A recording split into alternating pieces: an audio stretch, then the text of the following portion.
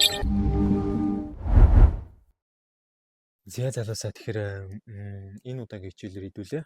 Support болон resistance гэсэн сэдвээр орно. Ер нь бол яг техник анализийн сэдв маань илүү гүнсээд илүү жоохон хүндрээ идэрж ийн гэсэн үг. Гэтэ яг энэ удаагийн яг энэ хичээлээр бол хэдүүлээ support болон resist гэж яг юу юм? Яагаад энэ зүйлийг мэдэх ёстой юм?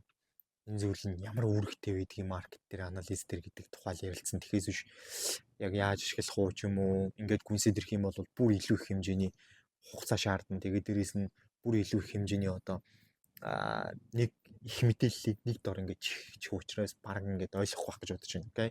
Тэгэхээр өнөөдөр зөвхөн танилцуулга яагаад хэрэгтэй юм те. Юу юм ер нь те. Тэрийг нь тайлбарлаж өгье. Окей. Тэгэхээр support болон resist нэршлээс нэгтэл та support болон resistance нэг нь эсэргүүцэл гэсэн нөгөөх нь дэмжлэг гэсэн утгатай. Тэгэхээр ерөнхийдөө бол яг маркет дээр явж байгаа хөдөлгөөн маань өөрөө өмнө нь дандаа үүссэн байгаа түүхүүд нь үлдчихэдэг. За одоо жишээ нь өчигдөр болсон хөдөлгөөн, жилийн өмнө болсон хөдөлгөөн, 10 жилийн өмнө болсон хөдөлгөөн ч юм уу те маркет дээр чартан дээр байж л байгаа. Тэгэнгүүт өмнө нь үүссэн байгаа. Одоо яг энэний өмнө үзчихсэн хичээл буюу орой болон ёроол гэдэг хичээл үзсэн байгаа. Тэгэхээр high болон low-уд өмнө үүссэн байгаа high болон low-уд нь түүхэн дээрээ байж л байдаг. Тэгэнгүүт тэр өмнө үүссэн байгаа high болон low-уд нь өөртөө ерөнхийдөө тухайн үед болж исэн тэр захиалгуудын put friend буюу яах нь уул мөр нь байдаг дандаа. Юуны уул мөр вэ гэхээр одоо яг ханш өсөж явж байгаад энэ ханшин дээрээс уналт гүйцэтгэж исэн. Энэ ханшин дээрээс унж явж байгаад өсөж исэн буюу өсөлт гүйцэтгэж исэн. Ийм хэмжээний buying volume, ийм хэмжээний selling volume эндээс орж ирж исэн гэдэг мэдээллүүдийн уул мөрийг орой болон ёроолууд түүхэн дээр байгаа орой болон ёроолууд илтгэж идэг. Тэр орой болон ёроолууд нь өөрсдөө support болон resist буюу дараачийн түүхэн дээр үүсэж байгаа ханшинд дэмжлэг болон эсэргүүцлийн нөлөөллийг үзүүлчихдэг. Тэгэхээр тэр өмнө үүссэн байгаа орой болон ёроолын үүсгэсэн байгаа дэмжлэг болон эсэргүүцлийн тэр нөлөөллөөс тэр импактаас дараачийн орой болон ёроолууд үүсэх боломжтой гэж үздэг. Тэгэхээр энэ маань юу гэсэн үг гэхээр энгийнээр бол өмнө нь ханш хугарч байсан газруудад дараагийн удаа ханш хугарах боломжтой л гэсэн үг л дээ. Ер нь бол тэгээд өмнө нь маш их хэмжээний сэлрүүд орж ирж исэн, маш их хэмжээний сэл volume орж ирж исэн, маш их хэмжээний сэл захиалга орж ирж исэн газруудад дараачийн удаа адилхан сэл захиалга орж ирэх боломжтой байдаг.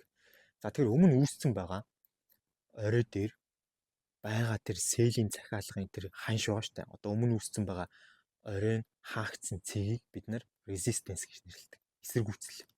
За тэр ханшийн тэр яг тэр орой үүссэн байгаа ханшийн яг тэр хаагдсан байгаа тэр ханшин дээр зураас зураад тэр зураасан дээр тэр ханшин дээр ахаад дараачийн удаа ханш ирэхэд тэр ханшийг мөргөөд тэндээс унах магадлалтай гэж үздэг. Тэр магадлалыг нь resistance impact буюу яах нь эсэргүүцлийн нөлөөлөл гэж яриад байгаа. Өмнө үүссэн байгаа ёроолын ханшин дээр тэр ёроолын яг хаагдсан байгаа тэр ханшин дээр дараагийн удаа ханш ирэхэд тэндээс өсөх боломжтой гэж үздэг. Энэ нь support impact байна шүү дээ, тэ. Тэгэд яагаад тэгж байгаа юм бэ гэх юм бол хөрөнгө оруулагчид, том банкуд, том одоо юу гэх юм арилжаачид тийм ээ. Яг энэ ханшин дээрээс дэмжлэг болон эсэргүүцэл үүсэх боломжтой гэж үзээд эндээс захиалга өгж байгаа учраас тэндээс их хэмжээний support-ын дээр нь buy захиалга, resist-ын дээрээс нь sell захиалга орж ирж байгаа учраас энэ support болон resist гэдэг зүйлс дээрээс ерөнхийдөө ханш яах нь унж болон өсөх боломжтой гэж үздэг байх нь гэсэн. Магадлал байна шүү дээ. 100% бол биш. 100% байх юм бол амар утгагүй шүү дээ. Одоо орой болгон дээр очиод унаал, ёроол болгон дээр очиод өсөөлөх юм бол тэгэл амар амархан болох гэдэг шүү дээ. Тэгэхээр тийм биш.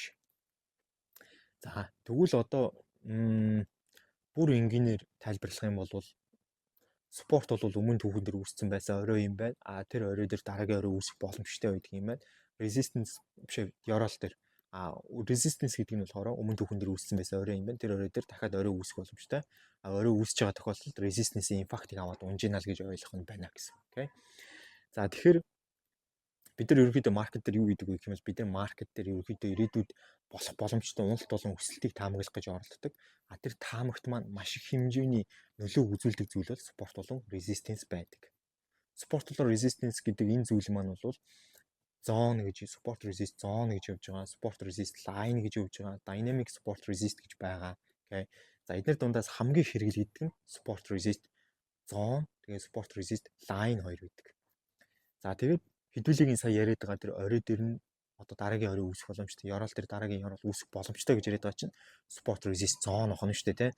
Тэр өмнө үүссэн байсан оройны одоо үүссэн байгаа тэр хавийн ханшийн тэр зоон дээр дараагийн орой үүсэх боломжтой. Өмнө үүссэн байгаа яролын ханшийн тэр зоон дээр тэр хавийн зоон дээр дараагийн ярол үүсэх боломжтой гэсэн үг. Магадлалтай гэсэн. Тэ.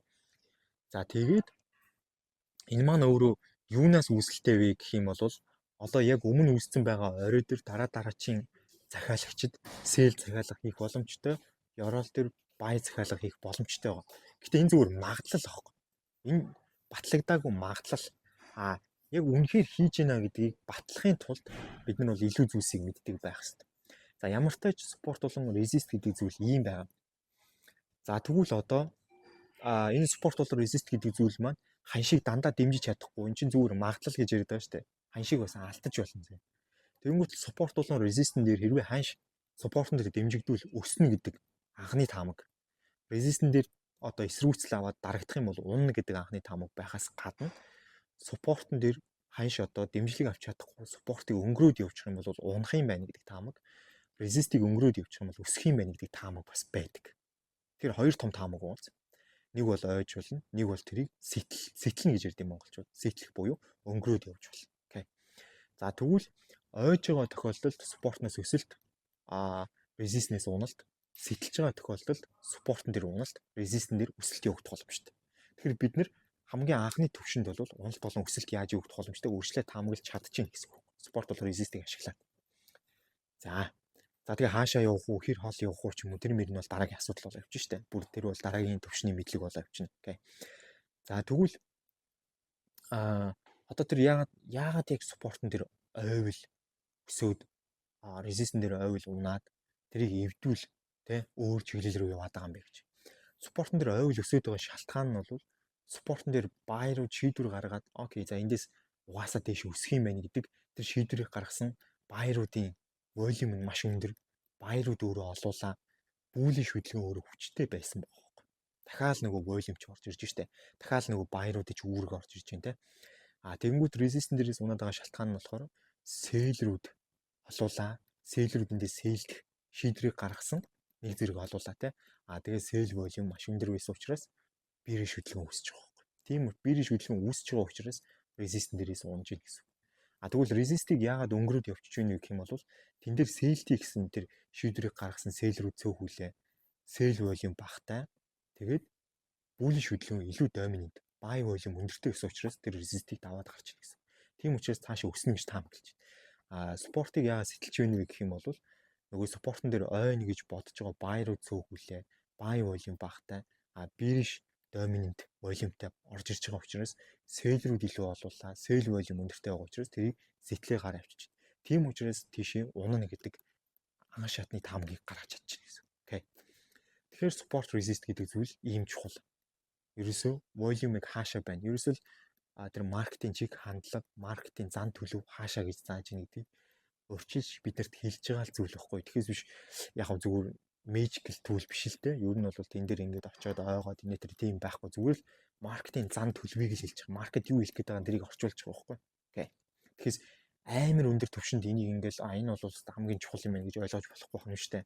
Энэ зөв зүгээр магадлал бас чиг хандлага зан төлөвийг илэрхийлэх жоох гэж ойлгож байна гэсэн. Окей. За юм байна. Тэгээд sport resist-ийн үндсэн танилцуулга ер нь юу юм, яагаад sport resist дээр ойж байгаа юм, бас эвдэж байгаа юм гэдэг талаар ярилцлаа.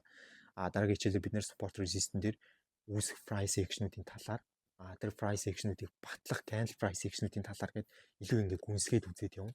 Тэр хүртэл мэдээж төр баяртай. Тэгэд sport resist-ийг ойлгосон гэж найдаж байна.